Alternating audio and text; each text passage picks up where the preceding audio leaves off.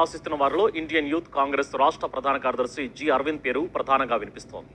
Arvind 2007లో NSUI నుంచి అంచెలంచెలుగా ఎదిగి యూత్ కాంగ్రెస్ రాష్ట్ర ప్రధాన కార్యదర్శి అయ్యారు. కంటోన్మెంట్లో ఎక్కువ సంఖ్యలో ఉన్న తమిళ ఎస్సీ అరవమల వర్గానికి చెందిన యువనేత. స్థానికుడిగా నియోజకవర్గంలో మంచి పట్టు ఉంది. కరోనా కష్టకాలంలో ప్రజలకు నిత్యావసరాలు పంపిణీ చేసి అండగా నిలిచారు. విద్యార్థి నేతగా వారి సమస్యలపై నిరంతరం పోరాటం చేశారు. యూత్ కాంగ్రెస్ ప్రధాన నేతగా ప్రజా సమస్యలపై అలుపెరగని పోరాటం చేశారు. రాహుల్ జోడో యాత్రలోనూ పాల్గొన్నారు.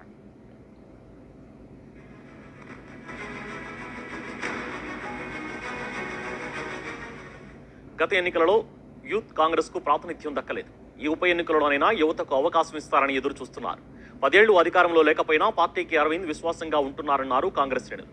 ఈ నేపథ్యంలో అరవింద్కి అవకాశం ఇచ్చి కష్టపడే వాళ్లే కాంగ్రెస్ ఓనర్లన్న సీఎం రేవంత్ తన మాట నిలబెట్టుకోవాలని కోరుకుంటున్నారు.